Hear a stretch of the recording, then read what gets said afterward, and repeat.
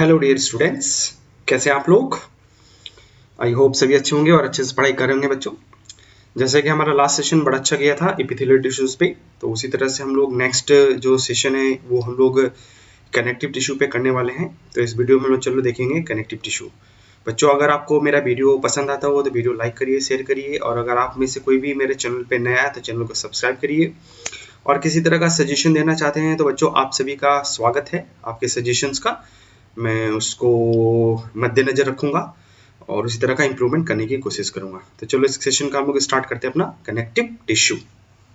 तो पहले connective tissue क्या होता है वो बताते हैं, फिर इसका क्लासिफिकेशन बताएंगे, फिर उसके बाद वन जो भी कनेक्टिव टिश्यू है उनको हम लोग डिस्कस करेंगे यहाँ पे। क्लियर है? एनीवे, तो most abundant and widely distributed tissue होता है ये एनिमल बॉडी में। मतलब अगर देखा जाए compare to the other three जो टिश्यू जो बच जाते हैं, एपिथेलियल, मस्कुलर, न्यूरल टिश्यू, उनके कंपेयर में कनेक्टिव टिश्यू सबसे ज़्यादा होता है और ये बॉडी में हर जगह पे फैला हुआ रहता है। तो इसलिए लिखा मोस्ट एबंडेंट, क्वांटिटी सबसे ज़्यादा, एंड वाइडली डिस्ट्रीब्यूटेड, बॉडी में हर जगह फैला हुआ रहता है। ओके, नेम इसमें जो कनेक्टिव टिश्यू दे रखा है उसका जो मतलब है सिंपल सा, कनेक्ट करना होता है, लिंक करता है, link and support the other tissue organ of the body. मतलब ये एक ऐसा टिश्यू है जो दो डिफरेंट टिश्यूज़ को आपस में जोड़ता है या दो ऑर्गन को आपस में लिंक करने का काम करता है ना। जैसे स्किन है और मसल्स, तो स्किन और मसल्स के बीच में जो गैप है उसको भरने का काम कौन करता है? Connective tissue. तो एक तरह से कह सकते हो दैट्स अ फिलिंग मटेरियल। क्या है? आपका एक फिलिंग मटेरियल की तरह काम कर रहा है ये। ठीक है, फिलिंग मटेरियल की तरह भी ये काम कर रहा था। ये फिलिंग मटेरियल ही है, समझ सकते हो। ओके, कंपोजिशंस में अगर हम देखें तो कनेक्टिव टिश्यू में जनरली क्या होता है? मैट्रिक्स होता है, सेल होता है, एंड फाइबर। तीन चीज है ना। क्या क्या हो गया? सेल। तो बिना सेल्स के ग्रुप ऑफ सेल्स को ही तो टिश्यू कहते हैं ना, तो सेल्स तो रहेगा। अब इस सेल्स को आपस में जोड़ने के लिए हमें एक क्या चाहिए? ग्राउंड सब्सटेंसेस चाहिए, और ये ग्राउंड सब्सटेंसेस ही बना हुआ है मैट्रिक्स से और इस फाइबर से बना हुआ रहता है तुम्हारा। जैसे मैट्रिक्स में यहाँ पे पॉलीसेक्राइड्स वगैरह प्रेजेंट होता है, प्लस प्रोटीन होते हैं। और सेल्स में बहुत तरह अलग अलग सेल्स पढ़े मिलेंगे हम लोग को, fibroblast, macrophage, mast cell, adipocyte, lymphocyte, monokaryons, mesokaryote cells, ये अलग अलग है। तो इनको आगे हम वन बाय वन करके सारे सेल्स को भी पढ़ेंगे। फाइबर्स में हमें यहाँ पे मोस्टली तो ऐसे दो फाइबर है, लेकिन होता है तीन है इसमें, कोलेजन, इलास्टिन और एक रेटिकुलर फाइबर। तो आगे भी रेटिकुलर फाइबर्स पढ़ेंगे हम लोग इसी चैप्टर में।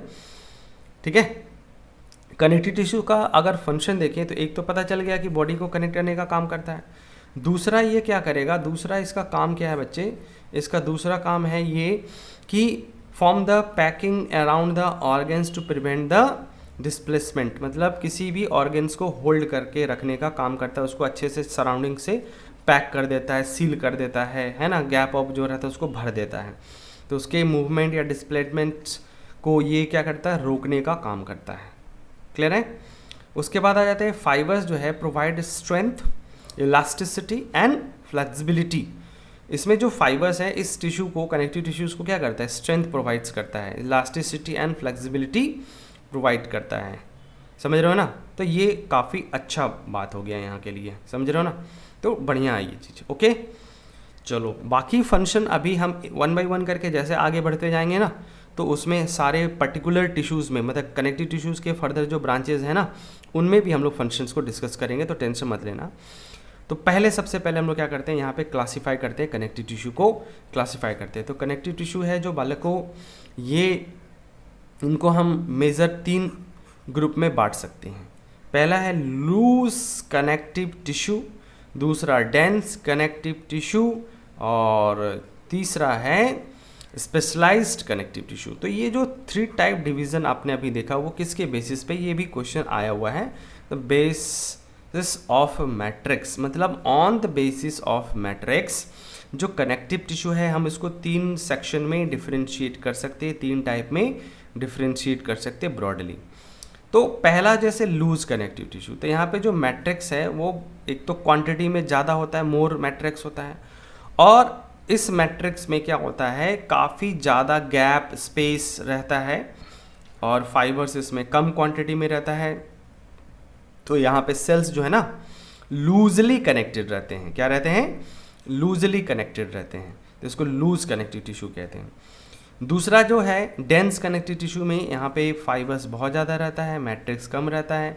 तो जो भी टिश्यूज़ और सेल्स जो है ना, सेल्स मतलब जो हैं वो बहुत ज़्यादा कॉम्पैक्टली पैक्ड होते हैं, और कॉम्पैक्ट को हम लोग दूसरे लैंग्वेज में क्या कहते हैं, डेंस कहते हैं।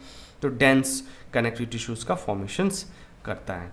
और एक है स्पेशलाइज, तो ये बहुत ज़्यादा स्पेशलाइज्ड हो गया।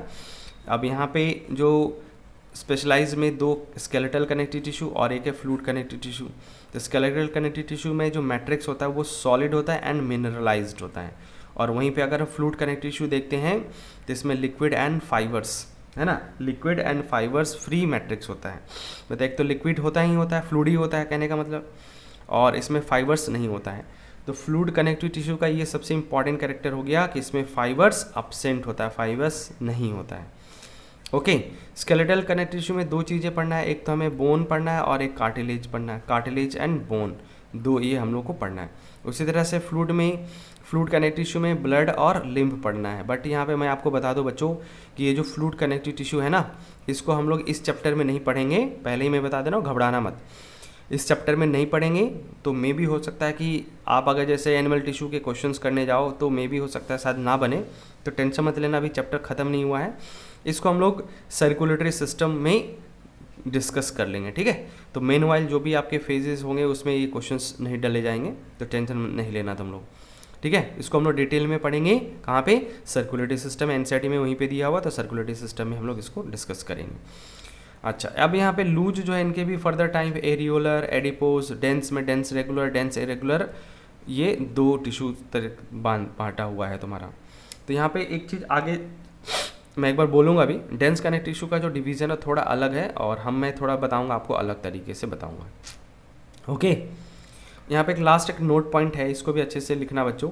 In all the connective tissue क्या होता है एक्सेप्ट ब्लड, है ना, सेल्स जो है ना secrete fibres of structural protein like the collagens and elastin. मतलब यहाँ पे जो फाइबर्स का सोर्स है वो ब्लड सेल्स, मतलब ये जो सेल्स हैं कनेक्टिव टिश्यूज़ के वही सिक्रीट करते हैं, और ब्लड में फाइबर्स नहीं होता, जैसा कि मैंने अभी थोड़ी देर पहले भी बताया था कि फ्लूइड कनेक्टिव टिश्यूज़ इसी पॉइंट से कैरेक्टराइज होता है कि उसमें फाइबर्स नहीं होता है, तो वो फाइबर्स फ्री होता है। तो फाइबर्स नहीं होने की वजह से उसका जो मैट्रिक्स होता है वो लिक्विड जैसा, पानी जैसा, फ्लूइड जैसा दिखता है, तो फ्लूइड इसलिए हम लोग इसमें वर्ड यूज़ कर रहे हैं। ओके, नेक्स्ट आ जाते हैं, वन बाय वन करके सबको पढ़ेंगे। तो सबसे पहले स्टार्ट करते हैं loose connective tissue. Loose connective tissue, तो लूज कनेक्टिव टिश्यूज स्टार्ट करें तो लूज कनेक्टिव टिश्यू क्या होता है, ये सब चीज़ें हम लोग थोड़ा आगे में डिस्कस कर लेंगे। बट अभी इसका मैन्युफैक्चरिंग किस तरीके से होता है, बनता कैसे है, उस पर हम लोग थोड़ा सा पहले ध्यान देते हैं। तो लूज कनेक्टिव टिश्यू क्या है, that's consist of cells, fibres and matrix, जैसा कि मैंने बताया था ground substances, semi fluid ground substances के तौर पे बना हुआ रहता है। तो इन सब चीज़ों को हमें तो देखना ही है कि क्या है यहाँ पे। ओके, तो मैं क्या करता हूँ, let's start with the cells. तो देखो टाइप तो पढ़ते रहेंगे, इसमें सेल्स के बारे में थोड़ा सा हम लोग डिस्कस कर लेते हैं थोड़ा डिटेल में, क्योंकि ये जो सेल्स है बच्चों ये आपको बायोलॉजी में हर जगह कहीं ना कहीं घूम फिर के मिलता रहता है। तो बेटर है कि जस्ट यहीं पे समझ लो, आगे आने वाले फ्यूचर के बारे में चिंता नहीं करो। और ये तो बिल्कुल मत सोचो कि पढ़े ना पढ़ें, इसको करना नहीं करना है। अरे भाई मैं हूँ तो सब कुछ मुमकिन है, ठीक है ना, आई बात समझ में। तो आप चुपचाप इसको पढ़ो और समझो, ओके, इसकी परवाह मत करो। नाम तो दिया हुआ है ना, फाइब्रोब्लास्ट सेल्स एनसीईआरटी में दिया हुआ है, ये सब सेल्स जो है उनके नाम दिए हुए, मेंशंस किए हुए ऑलरेडी। ओके, तो सबसे पहले देखते हैं सेल्स ऑफ कनेक्टिव टिश्यू में फाइब्रोब्लास्ट सेल्स। फाइब्रोब्लास्ट सेल्स जो है ये सबसे बड़ा सेल्स होता है कनेक्टिव टिश्यू प्रॉपर का, ठीक है। कनेक्टिव टिश्यू प्रॉपर क्या था, ये वाला था ना लूज कनेक्टिव टिश्यू, इसी को हम लोग कनेक्टिव टिश्यू प्रॉपर, इन दोनों को मिला के हम लोग कनेक्टिव टिश्यू प्रॉपर कहते हैं। तो यहाँ पे थोड़ा सा मैं आपको बता दूँ कनेक्टिव टिश्यू प्रॉपर का मतलब क्या हो गया। कनेक्टिव टिश्यू प्रॉपर का तो एक तो ये वाला जो टिश्यू था दैट इज़ लूज वाला, लूज कनेक्टिव टिश्यू, और एक है डेंस कनेक्टिव टिश्यू। डेंस ये था ना, ये वाला डेंस कनेक्टिव टिश्यू। तो डेंस कनेक्टिव टिश्यू को सिटी मतलब कनेक्टिव टिश्यू, इन दोनों को मिला के हम लोग कनेक्टिव टिश्यू प्रॉपर कहते हैं। तो दैट मीन्स यहाँ पे जो भी सेल्स मैं पढ़ने आने जा रहा हूँ तो ये लूज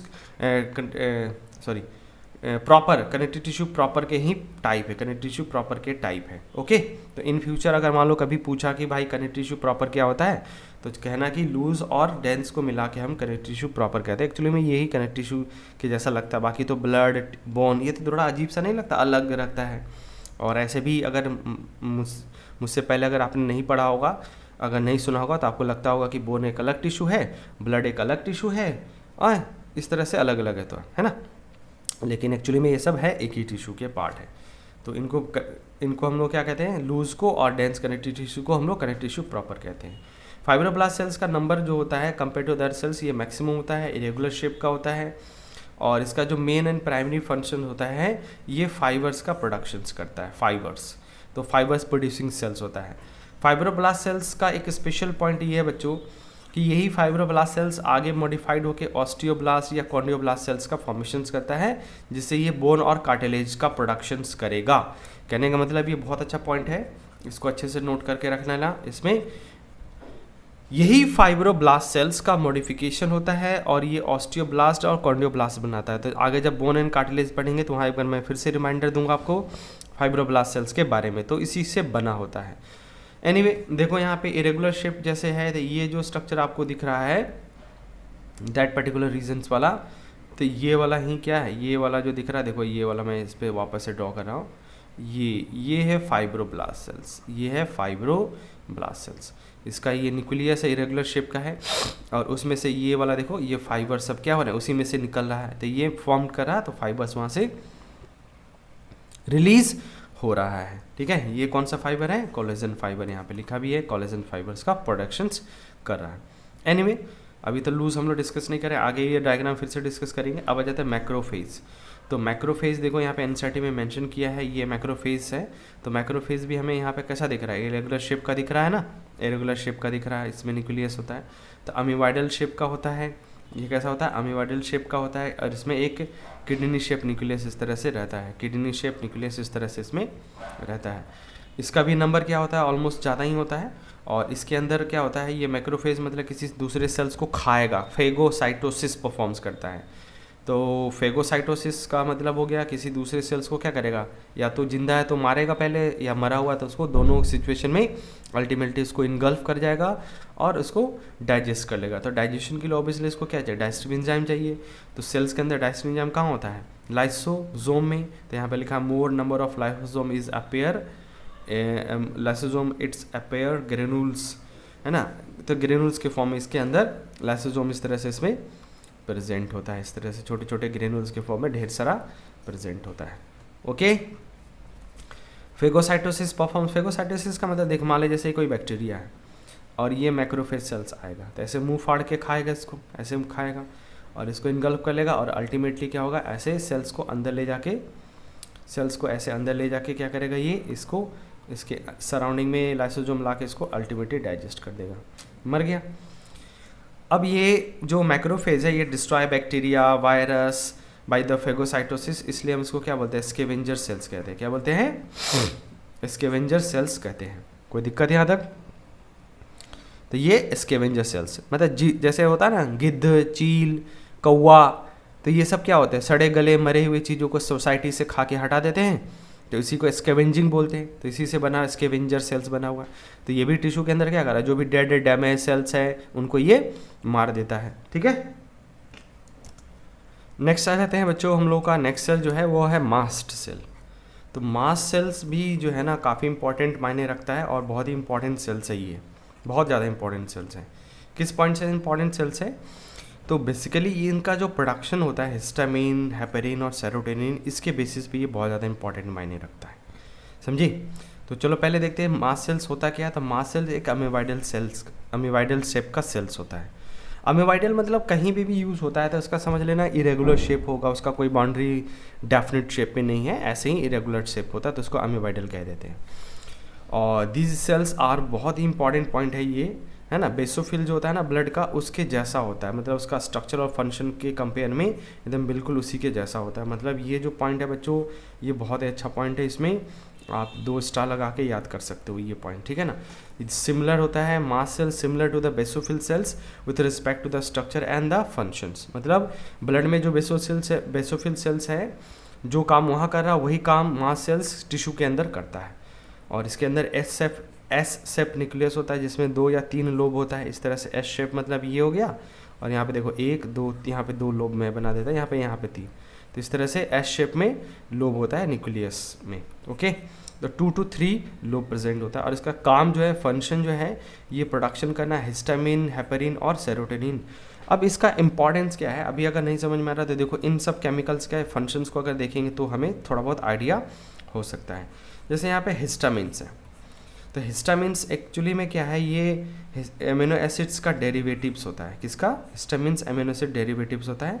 और ये केमिकली एक वेसोडाइलेटर का मतलब क्या है, dilate blood vessels and increase the blood circulation in the affected area.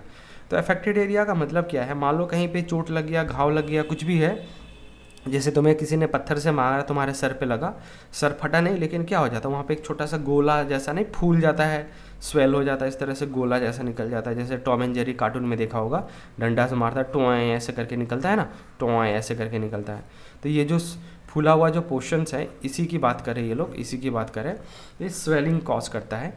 और स्वेलिंग कैसे होता है, तो ये हिस्टामिन के वजह से ही होता है। कैसे करेगा, तो जैसे मास्ट सेल एक्टिवेट होता है, हिस्टामिन रिलीज करेगा। तो हिस्टामिन क्या करता है, इंक्रीज करता है परमेबिलिटी ऑफ ब्लड कैपिलरी।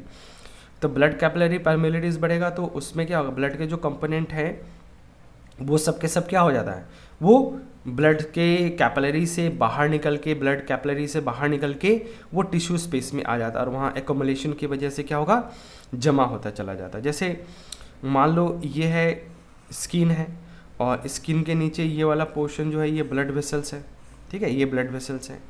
अब किसी मधुमक्खी ने ऐसे काटा, ये मधुमक्खी का डंक है, बॉडी के अंदर घुस गया है। अब यहाँ पे जो भी मास्ट सेल्स है वो एक्टिव होंगे और वो हिस्टामिन का सिक्रेशंस करते हैं। और हिस्टामिन के सिक्रेशन की वजह से क्या होता है कि यहाँ पे ये परमेबल होगा तो इसमें छोटे छोटे इस तरह से पोर्स और भी दिखने लगता है, थोड़ा साइज़ बड़ा होने की वजह से। अब इसमें से क्या, ब्लड के जो कंपोनेंट है वो बाहर निकलना स्टार्ट होते हैं। अब बाहर निकलते जाएंगे तो जैसे ये वाला जो पोर्शंस है, ये ब्लड वेसल्स था, तो ब्लड के सेल्स निकल रहे हैं, WBC, RBC, प्लाज्मा, सब कुछ निकल रहा है, यहाँ पे जमा हो रहा है। तो धीरे धीरे ये एरिया क्या होगा, ये एरिया इस तरह से स्वेल करता चला जाता है, ठीक है, ये एरिया स्वेल करेगा, स्पेशली जहाँ पे ये मधुमक्खी का डंक था ना, उस पॉइंट पे ये स्वेल कर जाएगा। और यहाँ पे क्या है, बहुत सारे WBC के सेल्स है, RBC के सेल्स है, ये सब चीज़ें हो जाता है, बड़ा हो जाएगा। तो अब यहाँ पे स्वेलिंग हो गया, किसके वजह से, due to the accumulation of the blood components, WBC, RBC के कंपोनेंट्स के वजह से, है ना। तो एक इसमें सिम्टम हो गया स्वेलिंग। उसके बाद ये एरिया क्या हो जाता है, रेड हो जाता है। रेड क्यों हो जाता है, क्योंकि यहाँ पे RBC के सेल्स बहुत ज़्यादा क्वांटिटी में जमा हो गए हैं, ठीक है ना। उसके बाद ये एरिया थोड़ा सा गर्म हो जाएगा, हीट हो जाएगा। तो हीट क्यों, क्योंकि यहाँ पे जो भी सेल्स मरा है, नुकसान हुआ है इस मधुमक्खी के डंक के वजह से या चोट लगने की वजह से, तो उसको रिपेयर कर रहा होता है, ठीक है। तो ये एरिया हीट हो जाता है, गर्म हो जाता है। और कभी कभी पेन हो सकता है, तो पेन होने का रीज़न होता है कि जो भी फॉरेन सब्सटेंसेस यहाँ पे इंटर किया है उसमें एलर्जेंट है या कुछ भी है, उसके वजह से ऐसा होता है। ओके, तो ये सब चीज़ें देखो यहाँ पे लिखा है, व्हेन द एलर्जिक सब्सटेंसेस जैसे कि मधुमक्खी का डंक enter in the body, mast cells stimulate the and secrete the histamine, so the part of blood come out from the blood capillary with the WBC and accumulated in the intercellular space, यहाँ पे जमा हो जाएगा। और this part of blood is called the exuda which cause the swelling, एक आ गया ना swelling, and affect the affected in the affected area. This swelling is red, warm and painful, तभी करेक्टर बता रहा था ना, red, warm and पेनफुल हो सकता है तुम्हारा। और दिस टाइप ऑफ स्वेलिंग को, इसी को क्या कहते हैं हम लोग, इन्फ्लामेशंस कहते हैं। और इसी को हम लोगों ने क्या बोला, इसी को हम लोगों ने इन्फ्लामेशंस कहते हैं या इन्फ्लामेटरी रिएक्शंस कह सकते हैं, इन्फ्लामेशंस या इन्फ्लामेटरी रिएक्शंस, ठीक है ना, यहाँ पर डबल M है, इन्फ्लामेटरी रिएक्शन या इन्फ्लामेशंस कहते हैं, ठीक है। या इफ़ यू वांट तो you can use the allergic reaction, allergic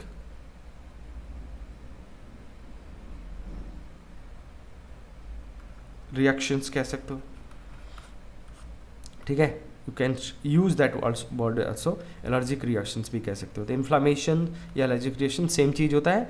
तो ये एलर्जेंस के वजह से भी हो सकता है, मधुमक्खी काटने के, डंडा लगने से, पत्थर रखने से, ईंटा लगने से भी सर फटता तो हो सकता है। दूसरा इसमें जो केमिकल है वो है सेरोटोनिन। तो सेरोटोनिन केमिकली क्या होता है, 5-हाइड्रोक्सी ट्रिप्टामिन्स, मतलब ये भी एक तरह का एमिनो एसिड्स का डेरिवेटिव्स है, बट ये उल्टा काम करता है। ये वेसोडाइलेट नहीं, वेसो कॉन्स्ट्रिक्टर करता है, मतलब ब्लड वेसल्स को कॉन्स्ट्रिक्ट करता है। और उसका मेन पर्पस होता है, ब्लड वेसल जब कॉन्स्ट्रिक्ट होगा तो उस पर्टिकुलर एरिया में ब्लड सर्कुलेशन धीरे धीरे क्या हो जाएगा, कम हो जाता है। और कम होने की वजह से क्या होता है, ये ब्लड लॉस से क्या करता है, डिक्रीज हाई ब्लड लॉस। तो ब्लड लॉस जो होने वाला है उस ब्लड लॉस से बचाता है। किसी इंजर्ड पार्ट में कहीं कट गया ना, तो उस डायरेक्शन में जो ब्लड जा रहा होगा उसको सेरोटोनिन ब्लॉक करेगा ताकि उस एरिया में कम से कम ब्लड जाए और ब्लड लॉस कम हो जाए। तो जहाँ पे भी चोट लगा, इंजर्ड है, वहाँ पे ये प्रिवेंट करता है। नेक्स्ट आता है हेपेरिन। तो हेपेरिन इज द म्यूकोपॉलीसेकेराइड्स होता है। क्या होता है, म्यूकोपॉलीसेकेराइड्स। और ये नेचुरली क्या होता है, एक एंटीकोगुलेंट होता है। एंटीकोगुलेंट सुना होगा, कभी नहीं सुना है, कोई बात नहीं। ब्लड क्लॉटिंग तो सुना होगा ना, ब्लड क्लॉटिंग तो सुना होगा ना, जमना, थक्का बनना, इसको हिंदी में थक्का बनना कहते हैं। तो ये एंटी कोगुलेंट होता है, मतलब ये ब्लड क्लॉट होने से रोकता है। तो एक क्वेश्चन बचपन में बहुत बार आता होगा, आया भी होगा कि ब्लड वेसल्स के अंदर ब्लड क्यों नहीं जमता है, ब्लड वेसल से बाहर निकलने के बाद ही जमता है, क्यों ऐसा है। तो उसमें रीज़न क्या बताते थे, यही हेपेरिन्स बताते थे। तो हेपेरिन एक्चुअली में ब्लड के साथ मिक्स रहता है और मिक्स रहने की वजह से वो क्या करेगा, ब्लड क्लॉट नहीं होने देता है। ब्लड क्लॉटिंग का सबसे मोस्ट इम्पॉर्टेंट फिनोमेना जो है बच्चों, वो होता है आपका प्रोथ्रोम्बिन जो है ना, थ्रोम्बिन में कन्वर्ट होता है। अगर मैकेनिज्म नहीं पता है कोई बात नहीं है, बट इसमें इतना ध्यान रखो कि एक बहुत ही इंपॉर्टेंट कंपोनेंट है ये प्रोथ्रोम्बिन। और इस प्रोथ्रोम्बिन्स के रिएक्शंस के लिए ज़रूरी होता है कैल्शियम आयन और थ्रोम्बोकाइनेज, इन एक एंजाइम होता है थ्रोम्बोकाइनेज, ठीक है ना, थ्रोम्बोकाइनेज एंजाइम होता है। जब ये कैल्शियम बाइंड करेगा इस प्रोथ्रोम्बिन से, तभी ये कन्वर्ट होकर क्या बनाता है, ये बनाएगा आपका थ्रोम्बिन। बट ये जो आपका हेपेरिन है, ये हेपेरिन ही इस पाथवे को ब्लॉक कर देता है। हेपेरिन्स का काम है इस पाथवे को ब्लॉक कर देता है, जिससे प्रोथ्रोम्बिन है थ्रोम्बिन में कन्वर्ट नहीं होगा, और कन्वर्जन नहीं होगा तो इसमें आपके फाइबर्स का फॉर्मेशन नहीं होगा और ब्लड क्लॉट नहीं हो पाएगा। समझ में आ रहा। तो मैट्रिक्स इज ऑल्सो इसमें समझ में आ गया। तो ये मास सेल्स का एक लास्ट फंक्शन है, मैट्रिक मास सेल्स का ही। तो मास सेल्स क्या करता है, कुछ मैट्रिक्स पार्ट का भी सिंथेसिस कर देता है। तो यहाँ पे एक बार फिर से देखो क्या था कि ये जो मास सेल हम पढ़ रहे थे, मास सेल 3 केमिकल सिक्रेट करता है, हिस्टामिन, हेपेरिन और सेरोटोनिन। तो हिस्टामिन एक क्या हो गया, वैसोडाइलेटर, सेरोटोनिन वैसोकॉन्स्ट्रिक्टर, और हेपेरिन जो होता है एंटीकोगुलेंस की तरह होता है। इन तीनों का अगर कंबाइंड फंक्शन पूछे कि क्या करता है, तो नोट कर लो तुम लोग, इन तीनों का कंबाइंड फंक्शन होता है healing, protection from the injury, injured जैसे हो गया उस पोर्शन को कैसे हील करता है, ये सब चीज़ें करता है। नेक्स्ट आ जाते हैं, नेक्स्ट सेल्स है लिम्फोसाइट सेल्स। लिम्फोसाइट सेल्स, तो ये सेकेंड नेक्स्ट सेल्स है आपका कनेक्टिव टिश्यू प्रॉपर का, लिम्फोसाइट सेल्स। तो लिम्फोसाइट सेल्स भी क्या होता है, एमोबाइडल शेप का होता है, लार्ज न्यूक्लियस होता है। और मतलब लिम्फोसाइट सेल्स ये करेक्टराइज होता है इसी लार्ज न्यूक्लियस की वजह से होता है, बाकी तो एमोबाइडल शेप का ही है। तो इसी लार्ज न्यूक्लियस से, मतलब ऐसे सेल्स को देखोगे ना तो उसमें बड़ा सा न्यूक्लियस तुम्हें दिखेगा, तो हम लोग इसी से इसको पहचान सकते हैं। ओके, तो बेसिकली बीच में क्या हो गया, सेंट्रल में एक बड़ा सा न्यूक्लियस, और पेरिफेरल पार्ट में इसमें क्या होता है, साइटोप्लाज्म प्रेजेंट होता है। तो साइटोप्लाज्म क्वांटिटी इसमें लेस होता है क्योंकि न्यूक्लियस ने पूरा जगह भर के रखा हुआ है। द फंक्शन अगर हम देखते हैं लिम्फोसाइट सेल्स का, तो इसका फंक्शंस क्या होता है, is to produce, transport, secrete antibodies, antibodies का प्रोडक्शन, सिक्रीशंस, ये सब करता है तुम्हारा इसमें, ठीक है। तो ये क्या प्रोड्यूस कर रहा है, आपका production, transport and secretion of antibodies. तो एंटीबॉडीज़ क्या है पता होगा आप लोगों को, अगर नहीं पता तो सुन लो। एंटीबॉडी क्या होता है, ये इम्यून सिस्टम का कंपोनेंट होता है। अगर मान लो हमारे बॉडी में कोई पैथोजन घुसा है तो उसको ये क्या करता, काउंटर करता, मारता है, उसको बॉडी से निकालेगा।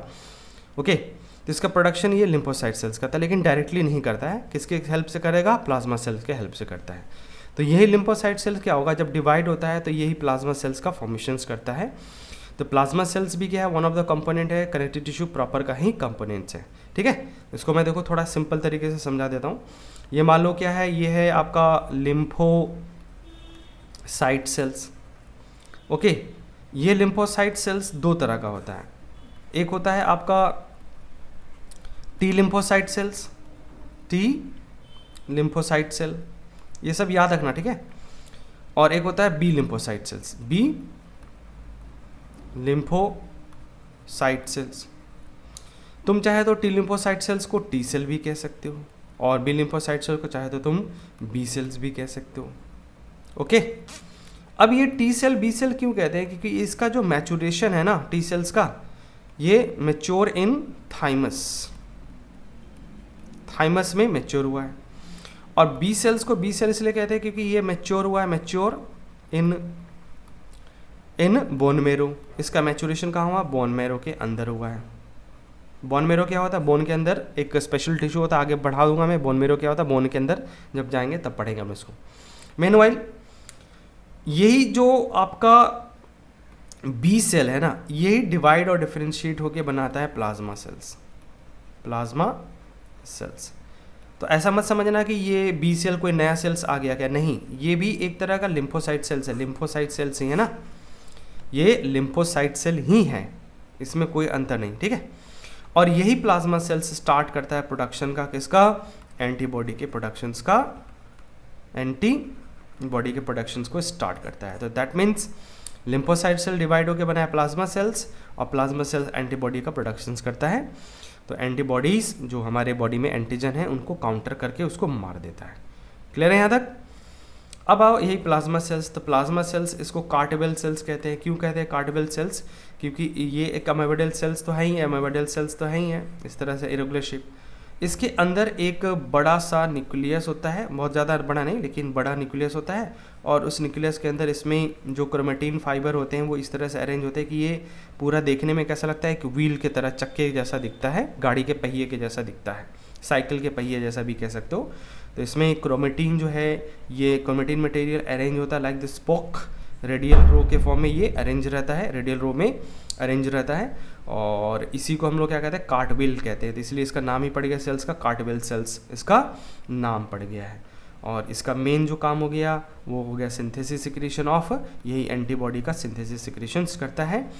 ओके, और ये डिवाइड होके बना था किससे, लिम्फोसाइट सेल से। तो एक पॉइंट इसमें आता है, बहुत कॉमन सा पॉइंट है, so they are also called the clone of lymphocyte cells, clone of lymphocyte cells. समझ में आ रहा है, clone of lymphocyte cells. Clear है यहाँ तक। तो ये था हम लोग का lymphocyte cells and plasma cells. Clear है बच्चों। अभी एक सेल्स बचा हुआ है एडिपोज सेल्स, उसको हम लोग आगे पढ़ लेंगे, जब हम एडिपोज टिश्यू पढ़ाएंगे तब एडिपोज सेल्स या फैट सेल्स जो है उसको आगे देखेंगे। नेक्स्ट आ जाते हैं लूज कनेक्टिव टिश्यूज़ में इसके जो फाइबर्स हैं, तो फाइबर्स ऑफ कनेक्टिव टिश्यू। तो वी नो दैट कि फाइबर्स जो है कनेक्टिव टिश्यू में 3 तरह का फाइबर्स होता है। एक हो गया आपका कोलेजन फाइबर, दूसरा हो गया इलास्टिन फाइबर, और तीसरा हो गया reticular fibre, elastic fibre and reticular fibres. Collagen fibres को इफ़ यू वांट टू से इसको कहना चाहो तो कर सकते हो वाइट फाइबर्स, और इलास्टिक फाइबर को येलो फाइबर्स कह सकते हो। तो येलो फाइबर्स में वाई ई है ना, तो वाई से येलो और ई से इलास्टिक, ऐसे ये भी याद रख सकते हो जस्ट मेमोराइज करने के लिए। तो अब इसमें जो कोलेजन फाइबर है ये कोलेजन प्रोटीन का बना होता है, इलास्टिक फाइबर जो होता है इलास्टिन प्रोटीन का बना होता है, और रेटिकुलर फाइबर जो रेटिकुलिन प्रोटीन्स का बना होता है। तो 3 अलग अलग प्रोटीन्स के पॉलीमराइजेशन से ये बनता है। कोलेजन फाइबर यहाँ पे अरेंज होता है बंडल्स में, और इसमें मतलब ये हमेशा ग्रुप में रहता है, इस तरह से बंडल्स के फॉर्म में रहता है। और इस बंडल को एक साथ हम क्या कहते हैं, फेशिया कहते हैं। तो group bundle of the collagen fibres that known as fascia, fascia हम लोग इसको वर्ड से जानते हैं। बट अगर इलास्टिक फाइबर देखें तो ये हमेशा सिंगल रहता है, और इस तरह से ये ब्रांच भी रहता है, सिंगल एंड ब्रांच, इसमें ग्रुपिंग नहीं होता, बंडल नहीं बनता, मतलब always arrange in singly branch of this fibre form the network, मतलब इसमें ब्रांचिंग, ये अनब्रांच होता है और ये ब्रांच्ड होता है। और अगर हम रेटिकुलर फाइबर्स की बात करें तो इसमें हाईली ब्रांच होता है, 3 डायमेंशनल ब्रांच होता है, और ये काफ़ी डेंस नेटवर्क का फॉर्मेशंस करता है। और इस डेंस नेटवर्क को हम लोग रेटिकुलम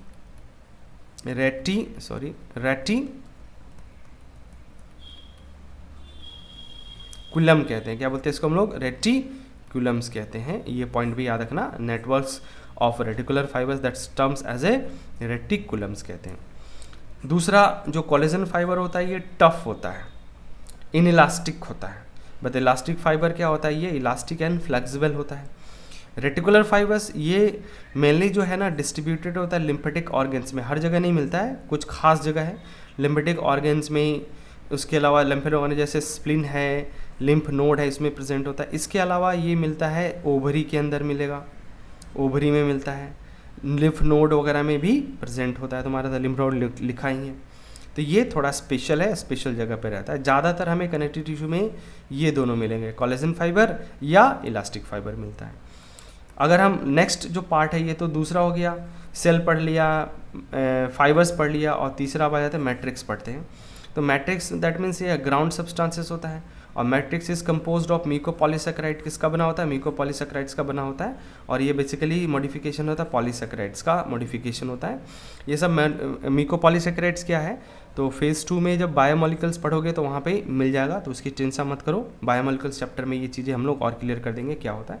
हाँ, बस इतना ध्यान रखो कि जब भी ग्राउंड सब्सटेंसेस या मैट्रिक्स का पार्ट बात आए तो उसमें ध्यान में रखना कि इसमें सबसे ज़्यादा क्वांटिटी में एक सब्सटेंस होता है, एक म्यूकोपॉलीसेकेराइड होता है जिसका नाम है हाइल्यूरोनिक एसिड। तो हाइल्यूरोनिक एसिड्स में ये प्रेजेंट होता है, हाइल्यूरोनिक एसिड्स वाले पार्ट में ये प्रेजेंट होता है, ठीक है।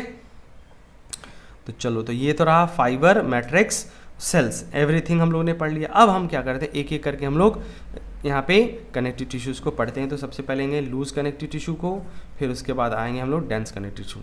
लूज कनेक्टिव टिश्यू में बच्चों इसको फर्दर हम लोग एरियोलर और एडिपोज में डिवाइड कर सकते हैं, जो कि बहुत ही सिंपल है, areolar and adipose connective tissues, ठीक है। इसके अलावा भी और भी टिश्यू है, जैसे रेटिकुलर कनेक्टिव टिश्यू है, म्यूकस कनेक्टिव टिश्यू है, मिक्वाइडल पिगमेंटेड कनेक्टिव टिश्यू है, तो वो अलग टाइप के हैं, तो उनको मैं एनसीईआरटी में नहीं है तो इसलिए मैं डिस्कस नहीं कर रहा हूँ। नेक्स्ट है एरियोलर कनेक्टिव टिश्यू। तो एरियोलर कनेक्टिव टिश्यू जो है, एरियोला एक वर्ड होता है एरियोला, और एरियोला जो है इसका मतलब होता है स्पेस।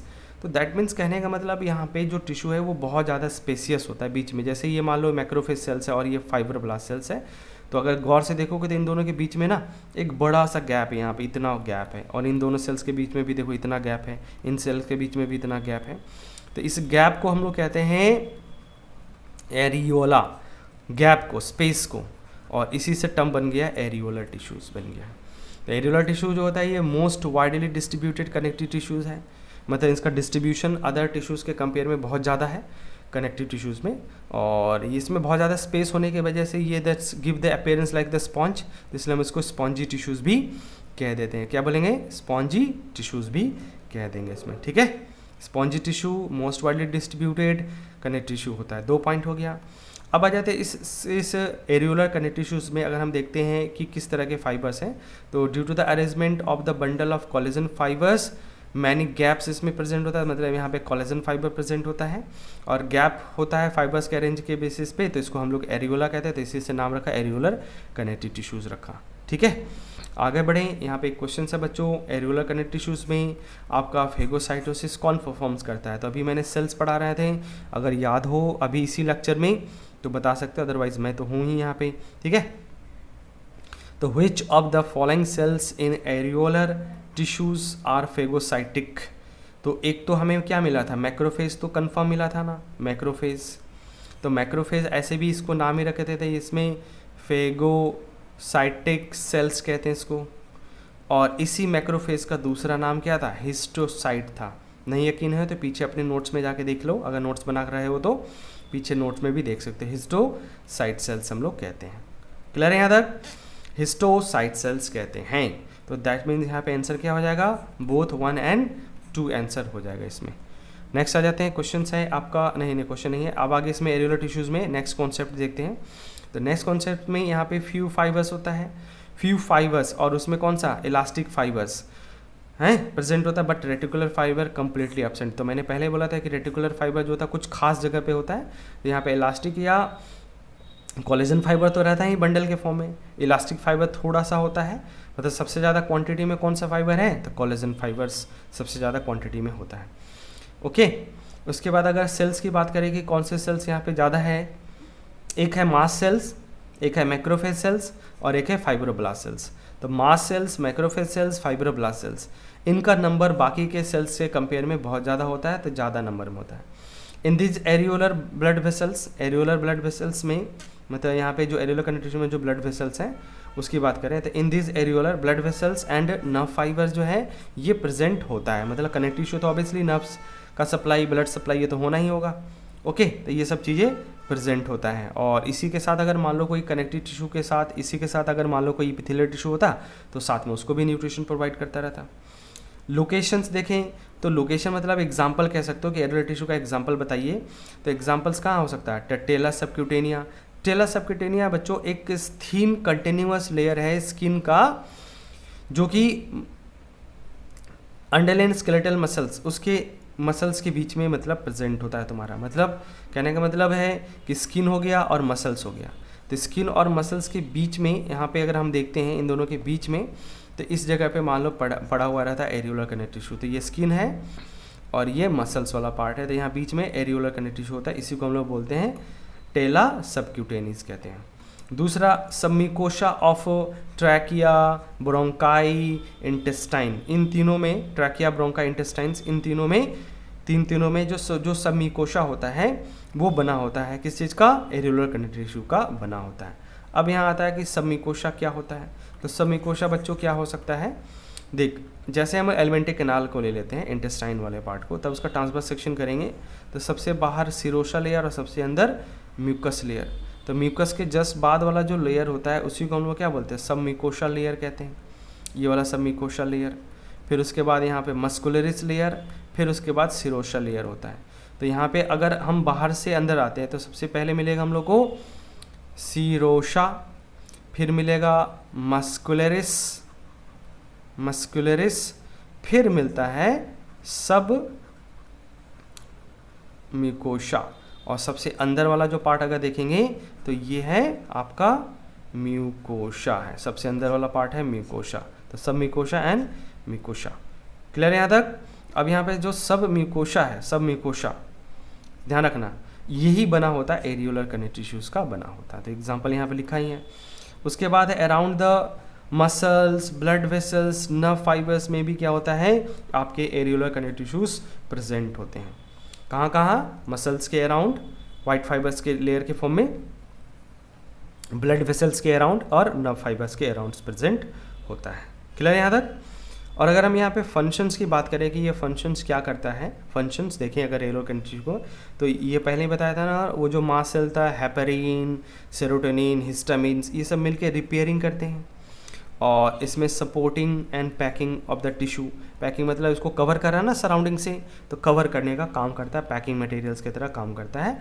और पैक कर रहा है मतलब सपोर्ट कर रहा है, कवर कर रहा है, तो ऑब्वियसली इसको क्या करेगा? ये उसको सपोर्ट कर रहा है, मतलब प्रोटेक्शंस भी प्रोवाइड्स कर रहा है। तो ये सारे फंक्शन हो गए एरियोलर कनेक्टिव टिश्यूज के।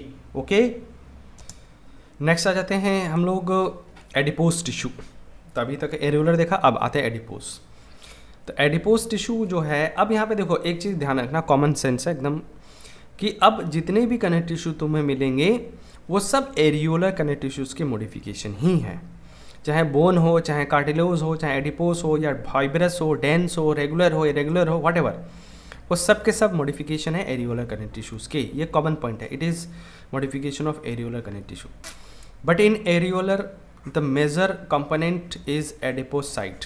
क्या होता है मेजर कंपोनेंट? मतलब जैसे एरियोलर में तो अलग अलग तरह से थे ना, फाइब्रोब्लास्ट सेल्स था, मास्ट सेल्स था, फेगोसाइटिक सेल्स था, हिस्टोसाइट सेल्स था, बट यहाँ पे जो मेजर जो सबसे सेल्स है वो है adipocyte cells which store fat store करता है। That means we can say कि ये जो एडिपोज टिश्यू है ना, ये एक तरह का क्या फैट स्टोरिंग कनेक्टिव टिश्यू है। तो इसका मेन फंक्शन क्या हो गया? फैट को स्टोर करता है, रिजर्व करता है, और as a shock absorber and as a insulating material काम करता है। ओके, फैट रिजर्वायर, तो फैट भी वन ऑफ द फॉर्म है फूड को स्टोर करने का। जैसे ग्लूकोज को हम लोग बॉडी में ग्लाइकोजन्स के फॉर्म में स्टोर करते हैं, उसी तरह से एनर्जी का ये भी एक साधन है जिसको फैट के फॉर्म में स्टोर किया जा सकता है। शॉक एब्जॉर्बर, जैसे मान लो किडनी के किनारे किनारे फैट का डिपोजिशन है, तो उससे क्या होगा? कोई जर्क वर्क होगा तो उससे शॉक ऑब्जर्वेंस का काम करता है। और न्यूरॉन के अराउंड होता है तो इससे इंसुलेटिंग मटेरियल का काम करता है, हीट को लॉस नहीं होने देगा। स्किन के नीचे होता है तो हीट लॉस नहीं होने देता है। तो जो भी ठंडे जगह पे एनिमल रहते हैं ना, देखना उनका स्किन्स के नीचे मोटा सा फैटी लेयर होता है। एनसीईआरटी में ये एडिपोसाइट सेल्स का स्ट्रक्चर दे रखा है जो कि फैट स्टोरिंग एरिया को रिप्रेजेंट कर रहा है, और ये छोटा सा न्यूक्लियस दे रखा है, और साथ में ये प्लाज्मा मेम्ब्रेन। तो ये एनसीईआरटी का डायग्राम है एडिपोसाइट सेल्स का। तो इस पर भी बेस्ट क्वेश्चन आ सकता है, बाकी हम इस पर और डिटेल में डिस्कस करते हैं। तो सबसे पहले एडिपोज सेल्स या एडिपोसाइट सेल्स कह सकते हो, जो भी यहाँ पे जैसे एडिपोसाइट सेल्स बोल रहे थे, तुम यहाँ पे भी इसको एडिपोसाइट सेल्स कह सकते हो। तो एडिपोज सेल्स या एडिपोसाइट सेल्स, ये ओवल शेप होता है और इसका काम होता है फैट स्टोर करना, और फैट को स्टोर करता है in the form of fat globules के फॉर्म में स्टोर करता है। ठीक है। On the basis of these fat globules adipocyte cells दो तरह का होता है, एक होता है मोनोलॉकुलर और एक होता है मल्टीलॉकुलर। इसका क्या मतलब है, देखो एक डायग्राम से मैं समझा देता हूँ। यहाँ पे एक डायग्राम बनाना पड़ेगा मुझे। देखो ये है मोनोलॉकुलर, मोनोलॉकुलर, और एक ले लेते हैं मल्टीलॉक्यूलर। ठीक है, क्लियर है। तो मोनोलॉकुलर और मल्टीलॉकुलर्स में जैसे दोनों में केसेस में क्या है, जो सेल्स है ना वो ओवल शेप होता है। देखो ये थोड़ा सा ओवल शेप, ये ओवल शेप। ओके, दोनों को हम सेम साइज़ का बनाते, नहीं तो कहोगे कि इसमें ज़्यादा है इसमें कम है। दोनों को मैं सेम साइज़ का बनाता हूँ। ओके, अब इसमें जो मोनोलॉकुलर होता है उसमें सिंगल और लार्ज एडिपोसाइट सेल्स होता है। तो पहले तो इसमें न्यूक्लियस किनारे हो जाएगा। क्यों किनारे हो जाएगा, इसमें जो फैट ग्लोबुल्स है, ये फैट ग्लोबुल है, ये पूरे सेल्स के अंदर भरा हुआ रहता है। ये पूरा फैट ग्लोबुल्स है, एक सिंगल फॉर्म हो गया। बट मल्टीलॉकुलर के केस में न्यूक्लियस होता है सेंटर में, और इसमें छोटे छोटे ढेर सारे फैट ग्लोबुल्स इस तरह से रहता है। ओके, तो ये सब के सब क्या है, फैट ग्लोबुल्स हैं। ये छोटा छोटा, इसमें एक बड़ा सा, और ये न्यूक्लियस है। ये वाला पोर्शंस क्या हो गया, ये न्यूक्लियस को रिप्रेजेंट कर रहा है, और इसमें ये न्यूक्लियस को रिप्रेजेंट कर रहा है, जो कि एक साइड में है। तो एनसीईआरटी में मोनोलॉकुलर वाला ही डायग्राम दिया हुआ था। ये जो देखो मोनोलॉकुलर, तो इसमें इतना बड़ा सा फैट ग्लोबुल्स दिख रहा है ना, ये बहुत बड़ा सा फैट ग्लोबुल्स यहाँ पे स्टोर है। तो मोनोलॉकुलर में क्या हो गया, देखो यहाँ पे लिखा cell single large central fat globules present होता है, और मल्टीलॉकुलर में इन दीज सेल्स में भी क्या होता है, में स्मॉल फैट ग्लोबुल्स होता है, are distributed in the cytoplasm around the nucleus. इसमें छोटे छोटे स्मॉल फैट ग्लोबुल्स जो कि पूरे साइटोप्लाज्म में डिस्ट्रीब्यूटेड होता है। मोनोलॉकुलर में न्यूक्लियस एंड साइटोप्लाज्म इज क्या होता है, पेरिफेरल होता है, and cytoplasm is less in amount, और ऐसे साइटोप्लाज्म लेस इन अमाउंट में होता है। बट अगर हम मल्टीलॉकुलर में देखते हैं तो साइटोप्लाज्म का क्वांटिटी ज़्यादा है, न्यूक्लियस राउंड और फाउंड इन द सेंटर में मिलता है। इसमें जो एडिपोसाइट सेल्स हैं ये ब्राउन फैट का फॉर्मेशंस करता है, आगे हम लोग देखेंगे इसमें। तो बेसिकली एक चीज़ और यहाँ ध्यान रखना, एक चीज़ एक एक्स्ट्रा पॉइंट इसमें ध्यान रखना कि आपका मोनोलॉकुलर जो होता है ये लेस एनर्जी प्रोड्यूस करता है, लेस एनर्जी प्रोड्यूस। बट अगर हम मल्टीलॉकुलर की बात करें तो ये क्या करता है, मोर एनर्जी का प्रोडक्शंस करता है, एनर्जी प्रोड्यूस करता है। अब इसके पीछे लॉजिक क्या है, बहुत सिंपल सा लॉजिक है। देखो इसमें क्या है, आपका साइटोप्लाज्म ज़्यादा है, साइटोप्लाज्म ज़्यादा है तो सेल ऑर्गेनेली ज़्यादा होगा, दैट मीन्स इसके अंदर क्या होगा, माइटोकॉन्ड्रिया भी ज़्यादा होगा। तो माइटोकॉन्ड्रिया ज़्यादा है तो that means they are able to produce large quantity of energy, more energy का प्रोडक्शंस करता है। बट मोनोलॉकुलर क्या होता है, इससे कम एनर्जी प्रोड्यूस करता है, 10 से 20 गुना एनर्जी क्या करता है, कम प्रोड्यूस करता है। इसमें क्या देखो साइटोप्लाज्म ही नहीं है तो माइटोकॉन्ड्रिया का नंबर भी कम हो गया, तो माइटोकॉन्ड्रिया का नंबर कम है तो ऑब्वियसली एनर्जी का प्रोडक्शन क्या करेगा, कम करता है। ठीक है, अच्छा अब एक और चीज़ यहाँ पे हमें ध्यान रखना है कि आपका जो मोनोलॉकुलर है that will going to form the, ये बनाएगा तुम्हारा वाइट फैट का फॉर्मेशन होता है, या इसको वाइट एडिपोज टिश्यू कह सकते हो। और जो मल्टीलॉकुलर सेल्स है ये हमें क्या बनाता है, ये बनाता है ब्राउन फैट या ब्राउन एडिपोज टिश्यू का फॉर्मेशंस करता है। ब्राउन एडिपोज देखा लेगा ना, these adipocytes form the brown fat and brown is colour due to the presence of cytochrome pigment. तो माइटोकॉन्ड्रिया ज़्यादा है ना तो उसके अंदर साइटोक्रोम पिगमेंट्स भी ज़्यादा होता है, इसके वजह से इसका कलर जो होता है ब्राउन कलर का हो जाता है, इसलिए नाम रखा ब्राउन एडिपोज। तो दैट मीन्स यहाँ पे हमें दो तरह के एडिपोज टिश्यूज दिखने वाले हैं। तो on the basis of adipocyte cells, two type of fat are found in animals, one is the brown fat और अदरवाइज द वाइट फैट। ठीक है, वाइट फैट।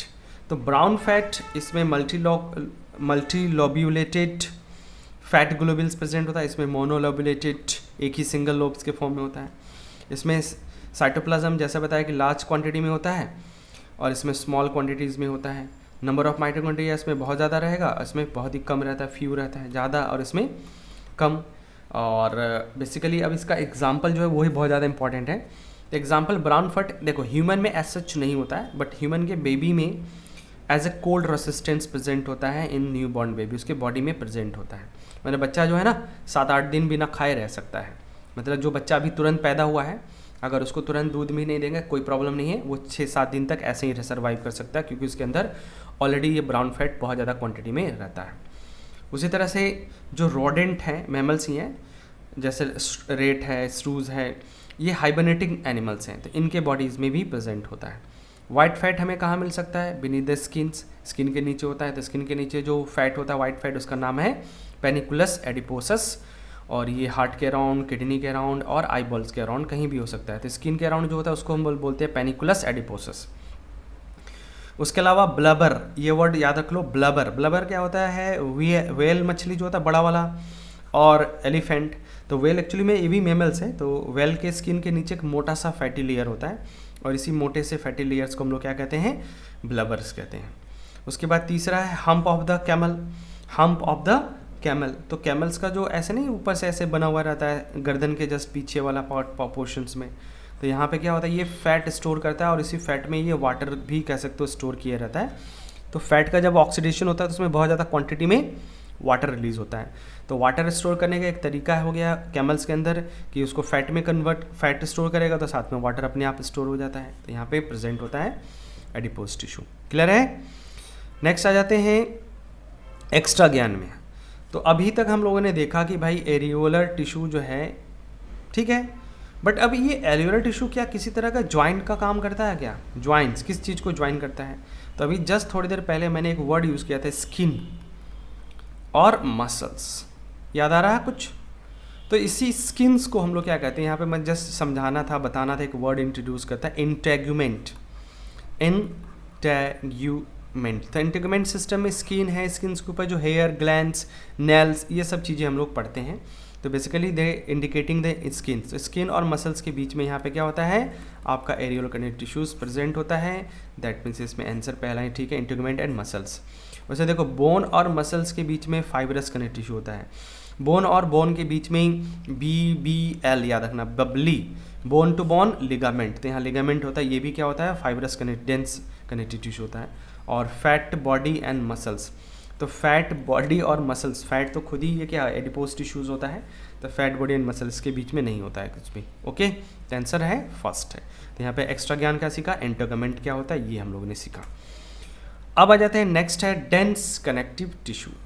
तो डेंस कनेक्टिव टिश्यूज़ अगर हम देखें बच्चों, ये वाला डेंस कनेक्टिव टिश्यू, तो इसमें पहले स्टार्टिंग में ही बताया था कि इसमें सेल्स थोड़ा कम होता है, फाइबर्स थोड़ा ज़्यादा होता है, और फाइबर्स कॉम्पैक्टली पैक्ड होता है। इसके वजह से ये इसका जो स्ट्रक्चर होता है वो डेंस हो जाता है तुम्हारा, इसलिए नाम रखा डेंस कनेक्टिव टिश्यू।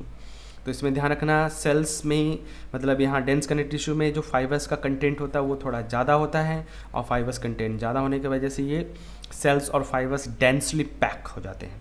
सेल्स में देखें तो फाइब्रोब्लास्ट सेल्स, मास सेल्स, ये मोर नंबर में रहता है। तो ऑब्वियसली बात है फाइब्रोब्लास्ट सेल्स की यहाँ पे ज़रूरत है, तो फाइब्रोब्लास्ट सेल्स ज़्यादा नंबर में होता है। ठीक है, और इसमें NCERT में ये पॉइंट लिखा हुआ इसलिए मैंने लिखा है principal component of tendon and ligament. मतलब टेंडन एंड लिगामेंट जो है ना इसी डेंस कनेक्टिव टिश्यूज के बने हुए हैं। क्लियर है? तो यहाँ पे स्पेशल बस यही है कि भाई सेल्स और फाइबर्स के बीच में, मैंने सेल्स और मैट्रिक्स जो है उस मैट्रिक्स वाले जो पार्ट है उसमें मैट्रिक्स में फाइबर्स कंटेंट थोड़ा ज़्यादा होता है ना, तो इसलिए डेंस होना स्टार्ट हो जाता है। अब इसका टाइप अगर हम देखते हैं connective tissue, dense connective tissues को, तो हम लोग इसको ब्रॉडली 2 ग्रुप में बांट सकते हैं, वाइट फाइबरस कनेक्टिव टिश्यू और येलो फाइबरस कनेक्टिव टिश्यू। अब मैंने स्टार्टिंग में तुम लोगों को कुछ बोला था यहाँ पे, देखो NCERT में जो डिफ्रेंशिएशन है ये थोड़ा अलग है, और हम लोग जो पढ़ाने जा रहे हैं ये थोड़ा अलग है। अलग क्या मतलब सेम ही चीज़ है? जैसे वाइट फाइबरस कनेक्टिव टिश्यू और येलो फाइबरस, तो ये किसके बेसिस पे डिवाइड किया मैंने? तो मैंने डिवाइड किया कि अगर मान लो कोलेजन फाइबर ज़्यादा है, जैसे देख सकते हो यहाँ पे अगर कोलेजन फाइबर ज़्यादा है, ठीक है, तो हम उसको बोलेंगे वाइट फाइबरस कनेक्टिव टिश्यू। उसके बाद अगर इलास्टिक फाइबर ज़्यादा है तो हम उसको बोलते हैं yellow fibrous connective tissue. But NCERT में उन्होंने सबसे पहले क्या किया है, डेंस रेगुलर कनेक्टिव टिश्यू और dense irregular connective tissue divide किया है दोनों में। फिर अगर मान लो मैं ऐसे करता कि डेंस पहले बताते डेंस इरेगुलर तो भी ठीक था, कोई दिक्कत नहीं था एनसीईआरटी के हिसाब से। फिर हमें क्या करना होता है, इस डेंस रेगुलर में मुझे अलग से बताना होता है कि ये वाइट है और ये येलो फाइबर्स कनेक्टिव टिश्यू है। तो थोड़ा सा कन्फ्यूजन होता है, इसलिए इसको थोड़ा ठीक करने के लिए मैंने पहले इसको on the basis of collagen fibre और इलास्टिक फाइबर के बेसिस पे डिफाइन कर दिया है। तो उसको देखो, उसके बाद फिर अब एनसीईआरटी वाला एक बार देख लेना, आ जाएगा समझ में, कोई ज़्यादा टफ नहीं है।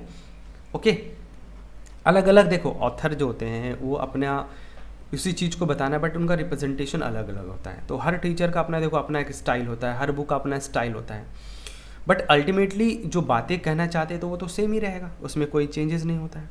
जैसे तुम किसी भी रिसोर्सेज से पढ़ो, कैसे भी पढ़ो, बट अल्टीमेटली तुम्हारा गोल क्या है कि भाई स्कोर करना है, हमें एग्जामिनेशन में अच्छे मार्क्स स्कोर करने हैं, क्लास 11th हो या 12th हो।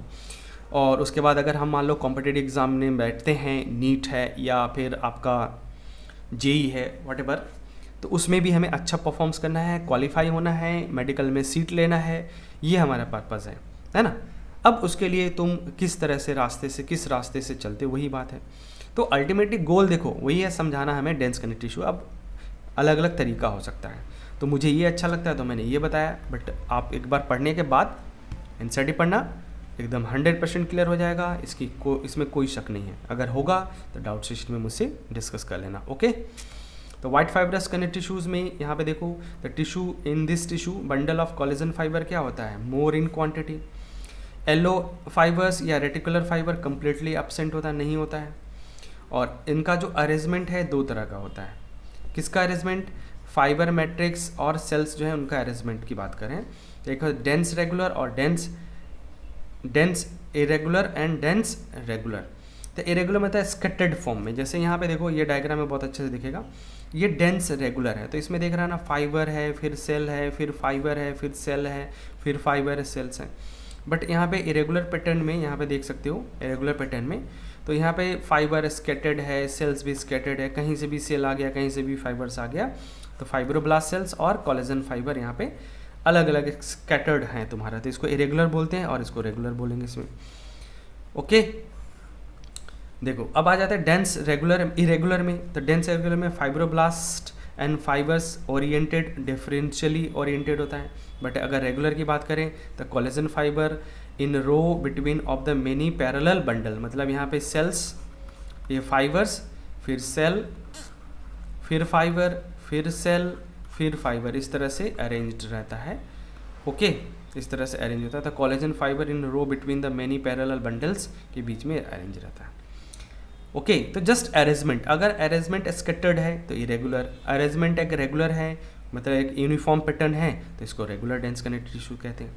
बट अभी दोनों क्या है, ये dense regular, white dense regular और ये white dense irregular connective tissues में आता है। अब अगर हम इरेगुलर की बात करते हैं तो ये क्या बनाएगा, ये शीट बनाता है, शीट अरेंजमेंट भी कहते हैं इसको हम लोग, क्या बोलते हैं इसको, इस चीज़ को हम लोग शीट अरेंजमेंट्स भी कहते हैं, ठीक है, शीट अरेंजमेंट। और ये क्या होता है, ये कोड अरेंजमेंट होता है, CORD, कोड अरेंजमेंट होता है, मतलब रस्सी के जैसा और ये बेड शीट के जैसा, ऐसे याद रख सकते हो। ये क्या हो गया, शीट अरेंजमेंट बेड शीट वाला, और ये कोड रस्सी वाला है ना, वायर कोड नहीं बोलते हैं, कोड अरेंजमेंट। तो शीट क्या करेगा, किसी चीज़ को ढकता है, तो ढकने वाली चीज़ें कहाँ कहाँ, देखो पेरिकार्डियम, पेरिकार्डियम हार्ट को ढकता है, हार्ट को कवर करता है, पेरियोस्टियम बोन को कवर करता है, पेरिकॉन्डियम कार्टिलेज को कवर करता है, इपीमाइशियम, ये सब चीज़ें अगर नहीं आ रहा हो तो एक एक करके लिखते जाना, वीडियो पॉज करके। पेरिकार्डियम हो गया around the heart, periosteum around the bone, perichondrium around the cartilage, perimysium around the muscles, covering of muscles इसको बोल दिया हम लोगों ने। उसके बाद renal capsules around the kidney, Glisson's capsules around the thymus, dura maters around the brain, cornea, cornea तो जानते होंगे कम से कम, कॉर्निया क्या होता है, आई बॉल्स के सबसे आगे फ्रंट में, लेंस के आगे एक लेयर होता है, तो ये हो गया कॉर्निया।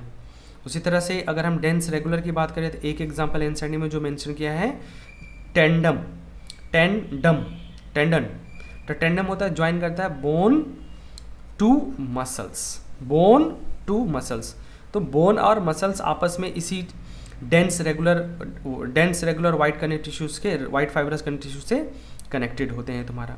अब एक लिगामेंट बचा हुआ है, तो अब ये दूसरे वाले में दिख जाएगा हम लोग को येलो फाइब्रस कनेक्टिव टिश्यू। तो इसमें क्या होगा, इन दिस टिश्यू क्या होगा, येलो फाइबर्स क्या होता है more in quantity, but collagen fibre क्या होता है ऑल्सो प्रेजेंट होता है, कोलेजन फाइबर भी होगा और सबसे ज़्यादा क्वांटिटी में येलो। मतलब ऐसे कर सकते हैं हम लोग, इलास्टिक फाइबर यहाँ पे क्या है, elastic fibre much more than the collagen fibre, much more than the collagen fibre. Reticular fibre are absent होता है तुम्हारा, इसमें रेटिकुलर फाइबर नहीं होता है। और ऐसे भी रेटिकुलर फाइबर ये कन्फाइंड रहता है कुछ ही प्लेसेस पे, हर जगह तो नहीं मिलने वाला है ना, कुछ ही प्लेसेस पे ये कन्फाइंड होता है। एनीवे, अब इसमें भी सेम उसी तरह से डेंस इरेगुलर की बात करें तो इसमें फाइब्रोब्लास्ट सेल्स और फाइबर्स क्या होते हैं, ये डिफरेंशियली ओरिएंटेड होते हैं। और अगर रेगुलर की बात करेंगे तो इसमें कोलेजन फाइबर इसी किसमें row of many parallel bundles fibres के बीच में फंसे हुए रहते हैं तुम्हारा, ठीक है। तो जैसे यहाँ पे कोलेजन नहीं लिखना चाहिए था, यहाँ पे इलास्टिक होना चाहिए था, यहाँ पे तुम लोग इलास्टिक कर लेना। यहाँ पे इलास्टिक फाइबर जो है ना, इलास्टिक फाइबर क्योंकि इसका क्वांटिटी ज़्यादा है तो elastic fibre in row between the parallel bundle of fibres वगैरह में बीच में फंसा हुआ रहता है। ओके, अब आ जाते हैं इसका एग्जाम्पल्स। तो एग्जाम्पल्स में अगर हम देखते हैं तो डेंस रेगुलर में कहाँ होगा, wall of lymph vessels and blood vessels के वॉल पे प्रेजेंट होता है। कौन सा, तो इसको हम लोग बोलेंगे आगे जब भी मैं बोलना होगा तो इसमें इसको जैसे yellow fibrous connective tissue YFT बोलते हैं, और इसको white fibrous connective tissue YFCT कहेंगे। तो इन केस अब WFCT यूज़ करें तो समझ लेना। और उसमें डेंस और डेंस तो है ही सब के सब। अब रेगुलर अरेंजमेंट है या आपका इरेगुलर अरेंजमेंट, इसको समझने के लिए यहाँ पे एक हिंट याद रखना। जैसे इरेगुलर तो मतलब यहाँ पे शीट अरेंजमेंट्स और यहाँ पे कोड अरेंजमेंट्स है, इससे भी ध्यान में रख सकते हो। एग्जाम्पल्स एक तो हो गया wall of lymph vessels and blood vessels, उसके अलावा ट्रू वोकल कॉर्ड जो होता है लैरिंग्स के अंदर कहाँ होता है, लैरिंग्स के अंदर नेक वाले रीजन्स में, उसमें प्रेजेंट होता है। और ये स्किन्स में भी प्रेजेंट होता है। तो बेसिकली NCERT में स्किन ही मेंशन किया गया है। तो डेंस कनेक्टिव टिश्यूज में एक स्किन मेंशन किया है, एक टेंडम एंड एक लिगामेंट मेंशन किया गया। तो ligament join bone to bone, तो मैंने बोला था ना BBL, ऐसे याद रखना, बबली BBL bone to bone, ligament बोलो, बार बार बोलोगे तो याद हो जाएगा बोन टू बोन लिगामेंट। मतलब लिगामेंट का काम हो गया बोन को बोन से कनेक्ट करने का काम करता है। तो बोन टू बोन लिगामेंट वाला सिचुएशन होता है। क्लियर है यहाँ तक? तो ये था बच्चों आपका कनेक्टिव टिश्यू कंप्लीट। आपको ये वीडियो कैसा लगा है कमेंट सेक्शन में जाके आप बता सकते हैं। अगर आपका कोई क्वेश्चन है, क्वेरी है, तो उसको भी लिखिए कमेंट में। I will try to answer that questions. और आपको और किसी टॉपिक में स्पेशली पढ़ना हो तो वो टॉपिक भी आप मेंशन कर सकते हैं। इन फ्यूचर मैं उसी पे प्लानिंग करूँगा, उन्हीं को वीडियो बनाने की कोशिश करूँगा। ठीक है बच्चों, तो चलो इसी के साथ मैं ये सेशन समाप्त करता हूँ। उम्मीद करता हूँ आपको अच्छा लगा हो। मिलते हैं नेक्स्ट सेशन में। Bye bye.